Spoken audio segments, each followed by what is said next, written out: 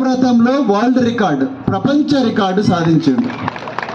మామూలు ఒక ఎంపీ కావాలంటే మీరు కూలి వదులుకొని ఎర్రటి ఎండకు లైన్లో నిలబడి ఓటేసి, ఎంతో కష్టపడి ఓటేసి ఈయన గురించి చర్చించి ఈయన మీటింగ్లకు పోయి ఇంత కష్టపడి 6 లక్షల మంది 5 లక్షల మంది ఓట్లేస్తే ఈయన పోయి 223 రోజుల్లో, అంటే రోజుకి 24 గంటలు, ఇంకా 223 రోజులు అంటే ఇంక ఎన్ని ఉంటాయి చూడండి.